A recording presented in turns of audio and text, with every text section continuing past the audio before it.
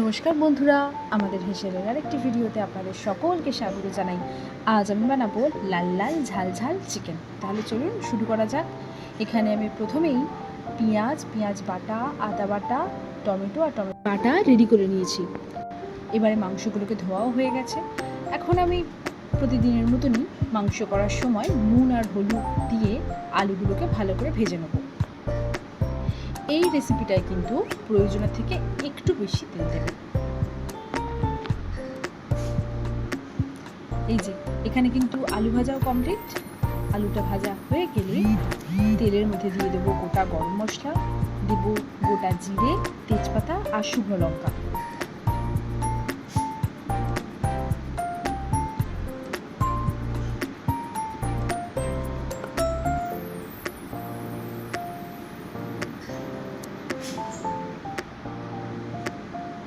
এবারে দিয়ে দেবো পেঁয়াজ কুচি।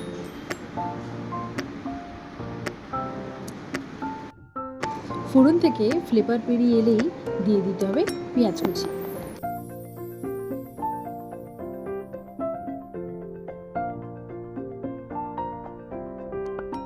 পেঁয়াজগুলোকে উপর থেকে চিনি ছড়িয়ে বেশ কড়া করে ভাজতে হবে। এবারে দিয়ে দিলাম পেঁয়াজ বাটা।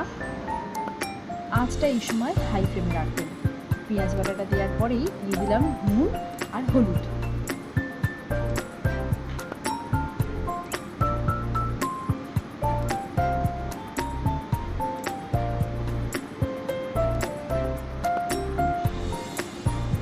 এবারে দিয়ে দিলাম টমেটো বাটা আর কেটে রাখা টমেটো।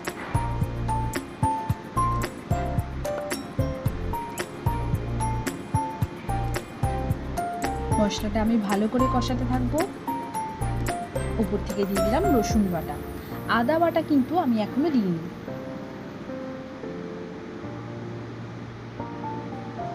এবারে দিয়ে দিলাম জিরের গুঁড়ো, দেব ধনের গুঁড়ো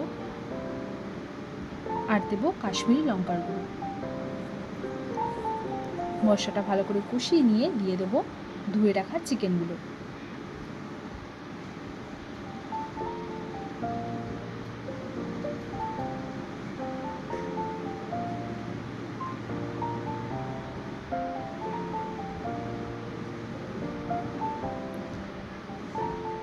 চিকেনটা দেওয়ার পর কিছুক্ষণ কষিয়ে নেওয়ার পরে দিয়ে দিলাম আদা বাটা। মাংস কিন্তু জল ছাড়াই সিদ্ধ হবে।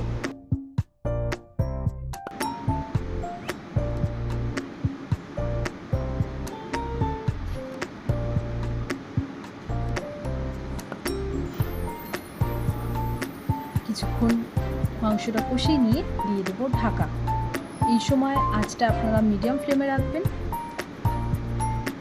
মিনিট 10 ঢাকা দিয়ে রান্না করলেই দেখবেন কি সুন্দর মাংসটা থেকে তেল ছেড়ে দিয়েছে। এই তেলেই কিন্তু আজ মাংসগুলো সিদ্ধ হবে। এবারে দিয়ে দেবো টক দই।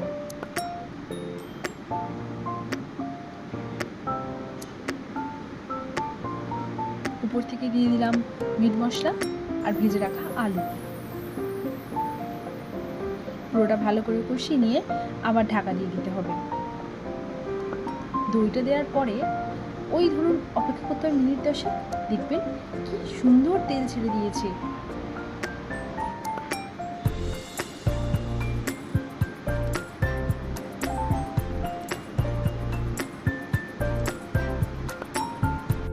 এই লাল ঝাল চিকেনের রেসিপিটা আমার ঠাকুমার কাছ থেকে শেখা। যা দারুণ খেতে লাগে। আর এই যে ঢাকা দেওয়ার আগে এই যে দুটো কাঁচা লঙ্কা দিয়ে দিলাম, এবার কিন্তু এখান থেকে এক দারুণ ফ্লেভার বার হয়। তাহলে চলুন গরম ভাত করে নিন আর আজকে খেয়ে নিন এই লাল ঝাল চিকেন। অবশ্যই বাড়িতে আপনারা এইভাবে ট্রাই করবেন আর আমাকে জানাবেন আপনাদের কেমন লেগেছে। এখানে আমার একটু ঝোলের প্রয়োজন ছিল, তাই আমি উপর থেকে দিয়ে দিচ্ছি গরম জল।